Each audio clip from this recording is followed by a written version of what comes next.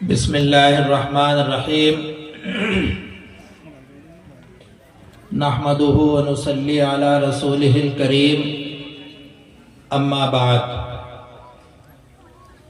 اعوذ باللہ من الشیطان الرجیم بسم اللہ الرحمن الرحیم کنتم خیر امت اخرجت للناس تأمرون بالمعروف وتنہون عن المنکر وتؤمنون باللہ قال النبی صلی اللہ علیہ وسلم خیرکم من تعلم القرآن وعلمہ او کما قال علیہ الصلاة والسلام۔ وہ معزز تھے زمانے میں مسلمان ہو کر، وہ معزز تھے زمانے میں مسلمان ہو کر، اور تم خوار ہوئے تارک قرآن ہو کر۔ معزز سامعین اکرام،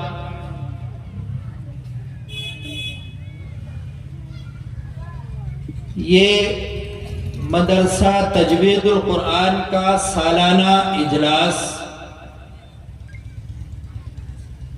بڑے تزک و احتشام کے ساتھ ہر سال منعقد کیا جاتا ہے، اور اس پروگرام میں مدرسہ تجوید القرآن کے اساتذہ کی، یہاں کے ذمہ دار کی، اور یہاں کے طلباء اور طالبات کی کارکردگی بھی پیش کی جاتی ہے۔ آپ حضرات کافی دیر سے یہاں کے معصوم بچے اور بچیاں، یہاں کے طلباء، یہاں کی طالبات اپنی معصومانہ زبان میں قرآن کریم کی آیات پڑھ پڑھ کر کے سنا رہی ہیں، احادیث شریفہ پڑھ پڑھ کر کے سنا رہی ہیں۔ کوئی بچہ اپنی زبان سے بہترین نعتیں گنگنا رہا ہے، کوئی بچہ حمد پڑھ رہا ہے، کوئی بچہ تقریر کر رہا ہے۔ تو آپ لوگ یہ سمجھتے ہیں کہ تو معصوم بچے ہیں، چھوٹے چھوٹے بچے ہیں، اور ان کی تقریر ہو رہی ہے، ابھی کوئی ضرورت نہیں ہے کہ جلسہ گاہ میں اطمینان سے بیٹھے، یا ہم یہ باتیں غور سے سنیں، یہ تو بچے پڑھ رہے ہیں۔ میں آپ حضرات کی توجہ اس طرف کرا دینا چاہتا ہوں کہ جو بچے نعت شریف پڑھ رہے ہیں، وہ نعت جناب پاک محمد الرسول اللہ صلی اللہ علیہ وسلم کی تعریفات ہو رہی ہیں۔ قرآن کریم کی جو آیات ان کی زبان سے ادا ہو رہی ہیں، وہ اسی قرآن کریم کی آیات ہیں کہ جو آسمان سے آئی ہیں، رسول اللہ صلی اللہ علیہ وسلم کے ذریعے آئی ہیں، کوئی دوسری آیات تو نہیں ہے۔ اگر ان آیات کو بچہ پڑھے تب بھی قرآن ہے، نوجوان پڑھے تب بھی قرآن ہے، عالم و فاضل پڑھے تب بھی قرآن ہے، اور اگر کوئی اسلام پر نہ چلنے والا پڑھے تب بھی قرآن ہے۔ اس قرآن کریم کے لفظ کے اندر نہ کمی آ سکتی ہے، اور اگر ہم نے سننے کے اندر اس میں کوتاہی کر لی تو ہمارے ایمان میں، ہمارے اسلام میں کمی آنی شروع ہو جائے گی۔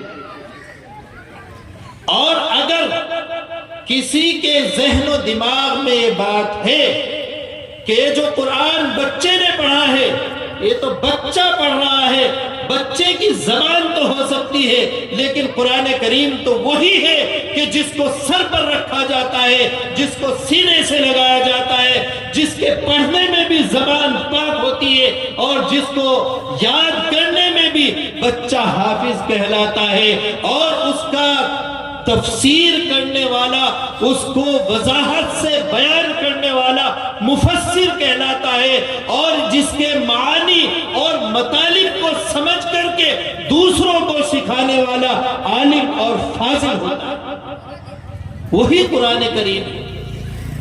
اور اس قرآن کریم کی وجہ سے ہم یہ تصور کر لیں کہ تو معصوم بچے ہیں، ان کی تقریریں چھوٹی چھوٹی ہیں۔ ابھی ایک بچی نماز کے تعلق سے بیان کر رہی تھی، کیا کوئی آدمی یہ کہہ سکتا ہے کہ میں مسلمان ہوں، میں ایمان والا ہوں اور میں کلمہ طیبہ لا الہ الا اللہ محمد الرسول اللہ زبان سے پڑھنے والا اور دل سے اقرار کرنے والا ہوں، میرے اوپر نماز فرض نہیں ہے؟ کوئی کہہ سکتا ہے؟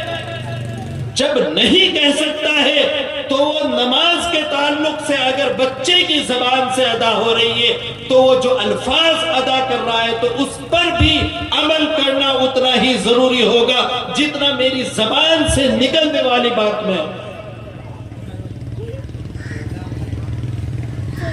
ہے۔ یہ بات سمجھ میں آ رہی ہے تو ضروری ہے کہ بچوں کی بات بھی سنی جائے۔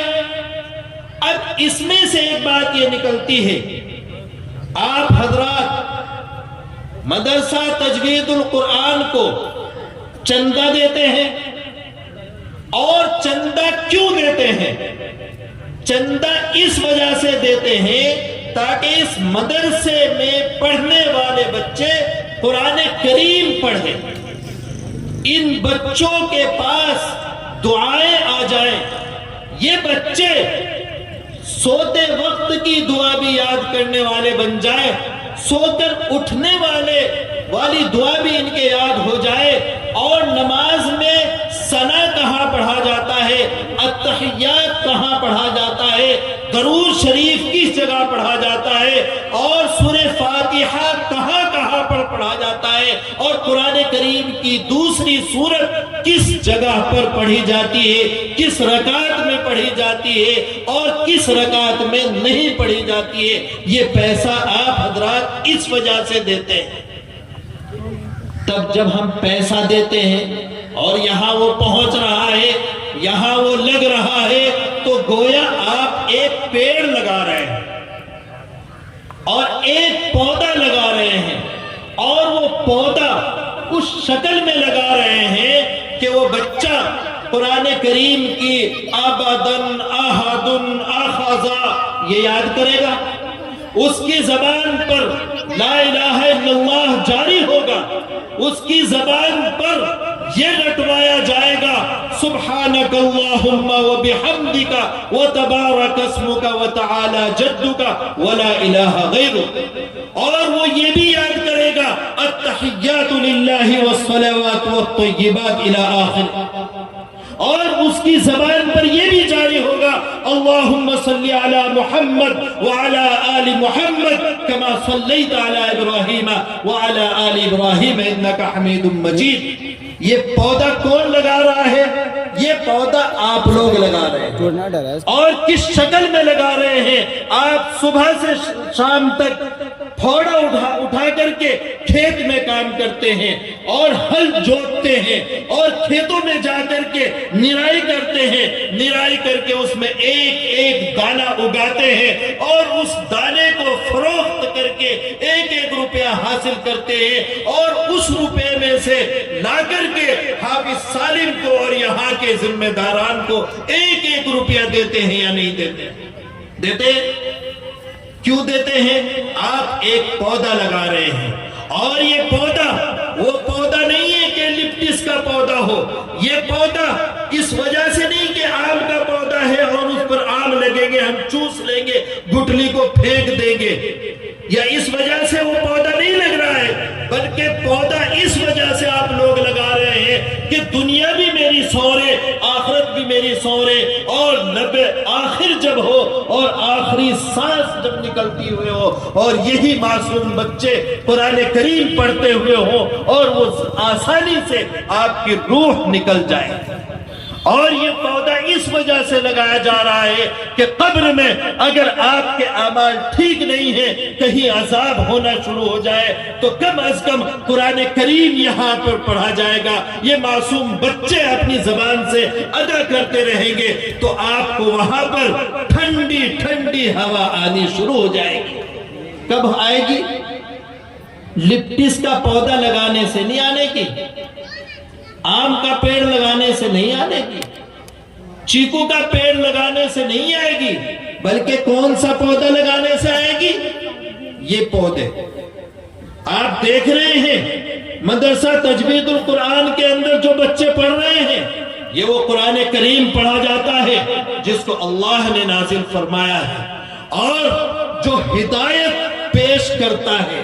ذالک الکتاب لا ریب فیہ، یہ ایسی کتاب ہے کہ جس میں کوئی شک و شبہ نہیں اور کسی طریقے کا کوئی عیب اور کسی طریقے کی کوئی جستجو نہیں ہے۔ میں پہلے بھی یہ بات کہی تھی اور پھر کہتا ہوں کہ اگر کسی کے دل و دماغ میں یہ بات آتی ہے کہ لا الہ کہ قرآن کریم کا ایک لفظ میں کہیں شک ہے، کہیں کوتاہی ہے، کہیں کمی ہے، تو نہیں، قرآن کریم کے الفاظ ادا کرنے کے سامنے ساتھ ساتھ وہ بچے قرآن کریم کی تعریف کر رہے ہیں۔ قرآن ایسا ہے جو ہمارے گھروں کو سنوارتا ہے، قرآن ایسا ہے جو ہمارے معاشرے کو راہ دیتا ہے، قرآن ایسا ہے جو بگڑتے ہوئے حالات کو سدھارتا ہے، قرآن کریم ایسا ہے کہ اگر کوئی بیمار ہو اور اس پر دم کر دیا جائے تو اس کو تندرستی میں تبدیل کر دیتا ہے، قرآن کریم ایسا ہے کہ اگر کسی کی موت نہ آ رہی ہو، چاکنی کے عالم میں ہو، 2-4 روز ایسے گزر گئے ہوں کہ اس کی سانس ہی اٹکی ہوئی ہے، اگر سورہ یاسین شریف پڑھتی جائے تو پھر جو ہے اس کے سانس آسانی سے نکل جاتی ہے۔ قرآن کریم ہے نا، قرآن کریم کی جتنی تعریف کرتے چلے جائیے آپ کی زبان خشک ہو جائے گی، لکھتے چلے جائیے آپ کے قلم ٹوٹ جائیں گے، ختم ہو جائیں گے، آپ مر جائیں گے، لیکن قرآن کریم کی اہمیت لکھنے میں جو ہے ختم نہیں ہوگا۔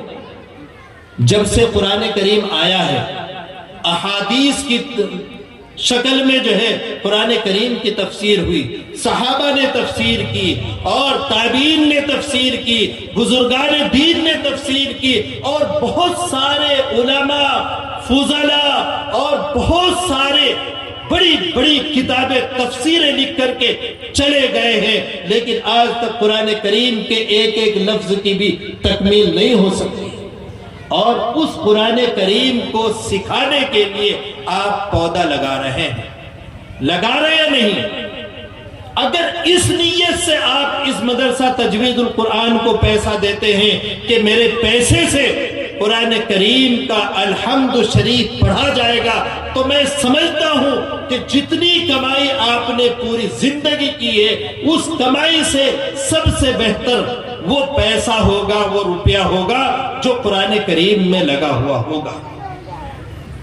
اور جب قرآن کریم بچے پڑھ لیں گے، سیکھ لیں گے، آج کل کے حالات کے اعتبار سے معاشرے کے جو حالات چل رہے ہیں وہ حالات ایسے ہیں کہ جو بچے قرآن کریم نہیں پڑھے ہوئے، جو بچے قرآن کریم پر عمل نہیں کر رہے ہیں، ان بچوں کا یہ حال ہے کہ اپنی ماں کو گالی دیتے ہیں، اپنے باپ کو برا بھلا کہتے ہیں، اپنے باپ کے گریبان پر ہاتھ ڈالتے ہیں، اپنی ماں کو ٹھوکروں سے مارتے ہیں، اپنے بڑے بھائی کی بے عزتی کرتے ہیں، حتیٰ کہ پڑوسیوں کا حق مارنے پر تلے ہوئے ہیں۔ اور اس سے آگے بڑھ کر کے حالات اور نوبت یہ آ چکی ہے ہمارے نوجوانوں کی اور ہمارے بچوں کی، بچیوں کی، کہ شراب تو تھی ہی بلکہ اس سے آگے بڑھ کر کے ہر گھر کا بچہ جو ہے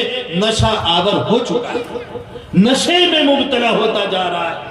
کیوں ہوتا جا رہا ہے؟ یہ اسی وجہ سے ہوتا جا رہا ہے کہ قرآن کی تعلیمات جو ہے وہ گھروں سے نکل گئی، قرآن کی تعلیمات معاشرے سے ختم ہو گئی ہے، قرآن کریم پڑھنا چھوڑ دیا ہے، قرآن کریم پر عمل کرنا چھوڑ دیا ہے۔ اور اس کے ساتھ ساتھ ایک سب سے بڑا مرض جو معاشرے کے اندر آ گیا ہے وہ یہ آ گیا ہے کہ کوئی بھی فرد، جو لوگ جماعت میں جاتے ہیں ان کو چھوڑ دیجئے، جو لوگ بوڑھے اور ادھ عمرے وہ مسجدوں میں آتے ہیں، نوجوان طبقہ کوئی مسجد کی طرف نہیں آ رہا ہے۔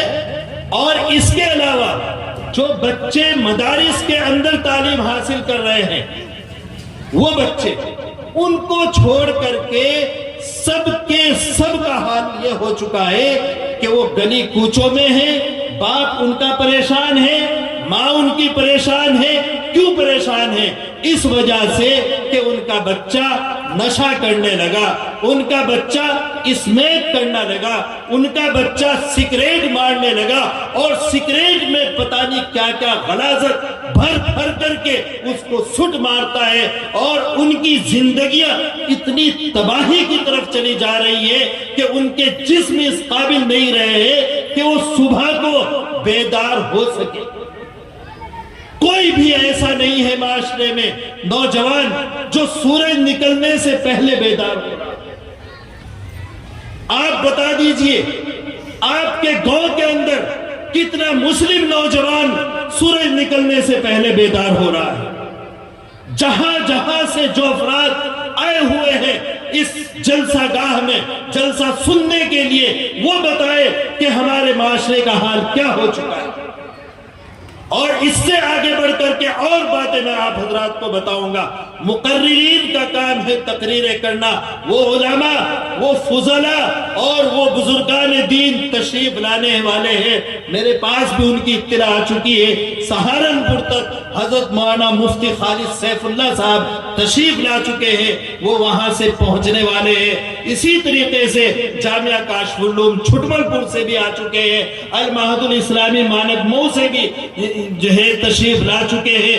دھیرے دھیرے وہ اکابر آپ کو بہت اندر کی باتیں بتائیں گے، میں تو باہر باہر کی معاشرے کی بتانا چاہ رہا ہوں۔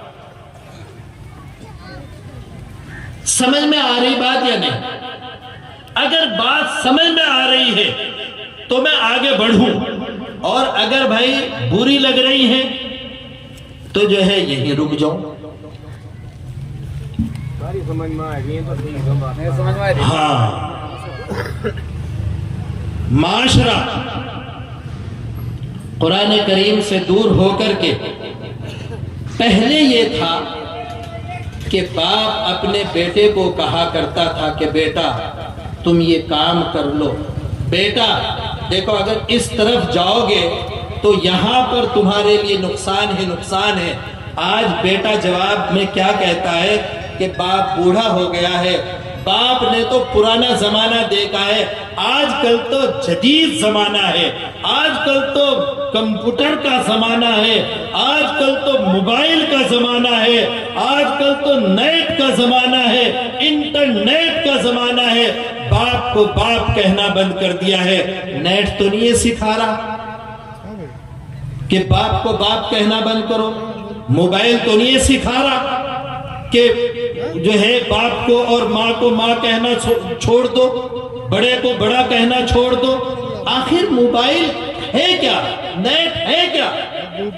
نیٹ تو بہت قیمتی چیز ہے، موبائل تو بہت قیمتی چیز ہے، لیکن صرف یہ ہے کہ ایک کنستر لے لیا جائے اور اگر اس کنستر کو قیمتی خزانہ بھرنے کے لیے استعمال کیا جائے تو وہ کنستر بھی کامیاب ہے، لیکن اگر اس کو گلے میں ڈال کر کے دو چھٹی ایک چھٹی ساتھ میں لے لی جائے، ایک چھٹی ساتھ میں لے لی جائے اور ڈھپ ڈھپ ڈھپ ڈھپ بجاتے گھومنے لگ جائے تو وہی کنستر برا ہو جائے گا یا نہیں؟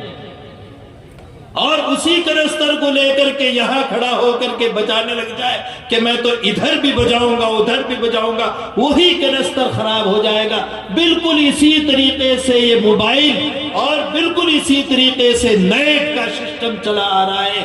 اس موبائل میں اگر آپ اچھی چیزیں استعمال کرنا چاہیں گے تو قرآن بھی ملے گا، حدیث بھی ملے گی، اس میں چھوٹے چھوٹے بچوں کے لیے بڑوں کے لیے تمام چیزیں ملیں گی اور ان کو حاصل کر کے اپنی ماں باپ کی عزت کرنے کا طریقہ بھی ملے گا، معاشرے میں زندگی گزارنے کے طریقے بھی ملیں گے، وہ اس سے ملیں گے۔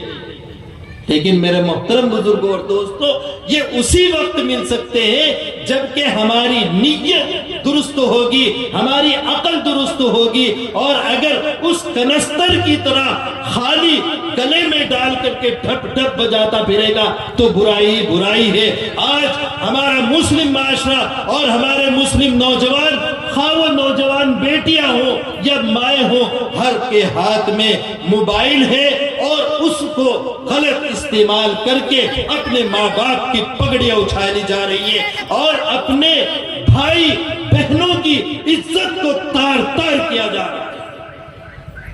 آج کے نوجوان سے کوئی پڑوس کی بہن محفوظ نہیں ہے، آج کے نوجوان سے معاشرے کا اور اپنے پڑوس کا کوئی خاندان محفوظ نہیں ہے۔ اگر میں غلط کہہ رہا ہوں تو مجھے یہاں سے منع کر دیں۔ کہاں چلا جا رہا ہے مسلم معاشرہ؟ ایک زمانہ تھا کہ غیر اپنی بیٹی کو مسلمان کے گھر میں حفاظت کے طور پر چھوڑ کر کے جایا کرتا تھا، اور آج حالات یہ ہے کہ مسلمان کے پڑوس میں رہنا گوارا نہیں کر رہا ہے۔ کیا قرآن چھن گیا مسلمانوں کے پاس سے؟ کیا حدیث ختم ہو گئی مسلمانوں کے پاس سے؟ کیا رسول کی تعلیمات ختم ہو گئی؟ کہاں چلا جا رہا ہے مسلم معاشرہ؟ افسوس ہوتی ہے اگر کوئی برائی سے روکنے پر تو کہنے لگ جائے تو اس کو سب برا کہنے کے لیے کھڑے ہو جاتے ہیں۔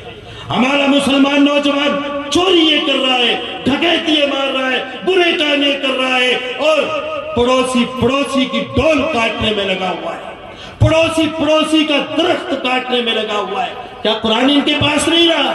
قرآن کی تعلیمات ان کے پاس نہیں رہی؟ کہاں چلا جا رہا ہے؟ تڑپ ہوتی ہے، افسوس ہوتا ہے کہاں کی ہلاکت میں پہنچ گیا ہے، اور دعویٰ اس چیز کا ہے کہ مسلمان کہے گا مسلمان گوشت کھانے کا، کہاں کا مسلمان ہے؟ صرف اس وجہ سے کہ میں اگر کوئی ان لوگوں کو اور اس معاشرے میں ایسی گھنونی زندگی گزارتے ہوئے کوئی یہ کہہ دے کہ یہ مسلمان نہیں ہے تو اس کو مارنے پر تل جائے گا۔ ارے بھائی، حدیث میں آتا ہے کہ اگر کوئی آدمی شراب پی لے تو اس کا ایمان، اس کا اسلام نکل کر کے اوپر چلا جاتا ہے۔ حدیث کا انکار کر دو گے؟ اگر کوئی شرابی مسلمان، اس کو یہ کہہ دیا جائے کہ تو مسلمان نہیں رہا، تیرا ایمان ختم ہو گیا، تو کون سی غلط بات کہہ دی؟ یہ تو حدیث ہے، ایمان نکل کر کے باہر ہو جاتا ہے۔ اور مسلمان گھروں کا حال کیا ہو گیا ہے؟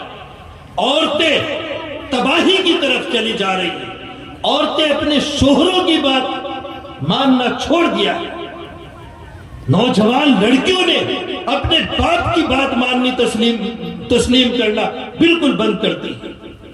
افسوس یہاں تک ہوتا جا رہا ہے کہ ہمارے مسلمان لوگوں نے کیا کمی کی ہے، اور وہ کمائی کس نے، وہ کمی کرائی کس نے، یہ سوچنے کی ضرورت ہے۔ مسلمان آدمی سب سے پہلے اس برائی کی طرف گیا کہ یہ مدرسہ ہے، اس مدرسے کے اندر ایک حافظ پڑھا رہا ہے، اس مدرسے کے اندر ایک عالم بچوں کو تعلیم دے رہا ہے، اور وہ سفید کپڑے پہنتا ہے۔ دور کھڑا ہو کر کے مسلمان کیا کہتا ہے؟ کھا لیا اس نے مدرسہ، کھا لیا اس نے جو ہے نا سارا مدرسے کا دیا ہوا۔ ایک امام جس کے پیچھے 5 وقت مسلمان اللہ اکبر کی نیت مانتا ہے، اس امام کے پیچھے نماز پڑھتا ہے، نماز کا سلام پھیر کر کے پیچھے جا کر کے اس کی برائی کرتا ہے۔ نماز ہو رہی ہے کیا؟ یہاں سے یہ جڑے ہیں، جڑے جب ایک بات چلی، زبان سے نکلی، شیطان نے غلبہ حاصل کر لیا کہ یہ تو میرا والا مرید ہے، یہ تو میرا کام کرنا شروع کر دیا ہے۔ شیطان تو ٹھاٹے مار کر کے باقاعدہ ڈنلپ کے گدوں پر سو رہا ہے، اس کے مرید اور اس کا کام کرنے کا ارادہ تو مسلمانوں نے کر لیا، مسلمان کر رہے ہیں۔ تو میرے محترم بزرگوں اور دوستو، یہ باتیں ہیں یا نہیں؟ کرنا کیا ہے ہم لوگوں؟ میں نے قرآن کریم کی ایک آیت پڑھی ہے شروع میں اسی پر چھوڑ رکھنا چاہتا ہوں آپ لوگوں کو، کہ قرآن کریم نے یوں کہا ہے کہ تم تو بہترین امت ہو، تم بہترین لوگ ہو، اور تم تو اتنے اچھے افراد ہو کہ تمہیں دیکھ کر کے تو بے ایمان والے ایمان میں داخل ہو جائیں، تم کو دیکھ کر کے تو غیروں کا جو اندر شرک و کفر بھرا ہوا ہے وہ نکل کر کے ایک طرف ہو جائے۔ لیکن تبدیلی اپنے اندر لانی پڑے گی، کمی اپنی دور کرنی پڑے گی۔ ہمیں جو رسول کے طریقے ہیں، جو احادیث ہمارے پاس ہے، ان پر عمل کرنا پڑے گا۔ اور وہ چیزیں ملے گی کہاں سے؟ وہ ملیں گی مسجدوں کے ممبروں سے، وہ مسجدوں کے اماموں سے ملے گی، وہ مدرسوں سے ملے گی، اور وہ مدرسوں کے حفاظ سے ملے گی، وہ مدرسوں کے علماء سے ملے گی، وہ خانقاہوں کے بزرگوں سے ملے گی۔ جو بزرگان دین، آپ لوگ ساری رات سوتے ہیں اور وہ راتوں کو تہجد میں اٹھ کر کے آپ کے سدھار کے لیے دعائیں کرتے ہیں، یا اللہ یہ مسلم معاشرہ بگڑتا جا رہا ہے، اس کو سدھار دے۔ یہ وہاں سے ملے گی۔ لیکن کتنے افراد ہیں جو کسی خانقاہ میں جا رہے ہیں اپنے کو سدھارنے کے لیے؟ کتنے افراد ہیں جو اپنے آپ کو سدھارنے کے لیے جماعت میں جا رہے ہیں؟ آج کل کی خبریں تو یہ آنے لگی ہیں، آج کل کی خبریں تو یہ آنے لگی ہیں کہ اگر گشت ہونا شروع ہو جائے، کیا گشت ہونا شروع ہو جائے تو گھر چھوڑ چھوڑ کر کے چلے جاتے ہیں۔ کیوں؟ ایک مسجد کی بات بتا دینا چاہتا ہوں میں آپ لوگوں کو۔ وہاں پر جماعت آئی، جماعت جیسے ہی آئی، وہاں کے افراد اور وہاں کے رہنے والے دوسری جگہوں پر دوسری مسجد میں نماز پڑھنے کے لیے چلے گئے۔ ہم نے معلوم کیا کہ بھئی آخر وجہ کیا ہے، اس مسجد کو چھوڑ کر کے آپ اس مسجد میں کیوں گئے ہیں؟ تو کہا کہ جی یہاں جماعت آئی ہوئی۔ بھئی جماعت آئی ہوئی تو تمہارا کیا نقصان ہے؟ جماعت آئی ہوئی ہے، ان کے پاس بیٹھئے، ان کی باتیں سنیے، کوئی غلط؟ اب جی وہ تو 3 دن کے لیے لے جا، اب جی وہ تو 40 دن کے لیے لے جا، اور سلام پھیرنے کے بعد آدھا گھنٹہ وہاں پر لگا میں۔ ارے میرے بھائیو، اگر آپ لوگ مسجد سے اس طریقے سے دور ہوتے چلے جائیں گے تو کس طریقے سے پھر آپ کا سدھار ہوگا؟ آپ کے لیے کوئی مدرسہ نہیں کھولنے کا، جب جو ہے 20 سال کا یا 15 سال کا ہو جاتا ہے بچہ، اس کا نہیں کوئی مدرسہ کھول رہا کہ جو ہے یہ جو ہے نا بوڑھا ہو گیا اور اس کی عمر 25 سال ہو گئی، اس کو سدھارنے کے لیے مدرسہ کھولے۔ ہمارے اکابرین نے یہ تبلیغی سلسلہ اسی وجہ سے چلایا تھا کہ اگر کوئی فرد قرآن کریم کی تعلیم سے رہ گیا، اس پر نماز نہیں آتی اور اس کو نماز کے اندر کیا پڑھا جاتا ہے وہ نہیں آتا ہے، اس کو چاہیے کہ مہینے میں 3 دن کے لیے وہ جماعت میں چلا جائے، سال میں وہ چلے کے لیے چلا جائے اور جو ہے 4 مہینے کا جو ہے چلہ لگا لے، تاکہ اپنا کام بھی کرتا رہے، اپنے گھر کو خرچ بھی دیتا رہے اور اس میں سے بچا کر کے اپنی آخرت کے لیے اپنی نمازیں بھی درست کرتا رہے۔ یہ چیزیں تھی۔ آپ غور کر لیں اس بات پر۔ اب میں بتانا چاہتا ہوں آپ لوگوں کو کہ آپ بہترین امت ہو۔ کیوں بہترین امت ہو؟ جتنے افراد یہاں پر بیٹھے ہوئے ہیں، آج یہ تہیہ کر لیں کہ ہم لوگ آج سے وہ کام کریں گے جو قرآن کریم نے بتایا ہے۔ اور وہ کام کیا ہے؟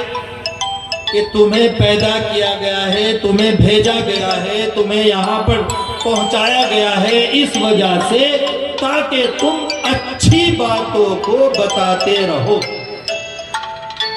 تأمرون بالمعروف، اچھی باتوں کو لوگوں تک بتاتے رہو، پہنچاتے رہو ہے، اور برائیوں سے روکتے رہو۔